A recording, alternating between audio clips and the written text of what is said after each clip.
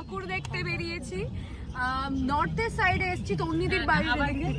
আমাকে কিন্তু কমেন্টে লিখে জানাবে যে তোমাদের সবথেকে কোন প্যান্ডেলটা বেশি পছন্দ হয়েছে।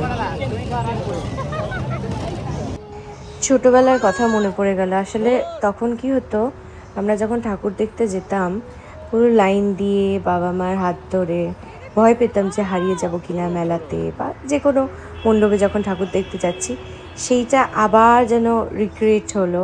আমরা সবাই মিলে যাচ্ছি। হ্যাঁ, বেশি কভার করতে পারিনি, জাস্ট একটা দুটোই প্যান্ডেলে গিয়েছিলাম।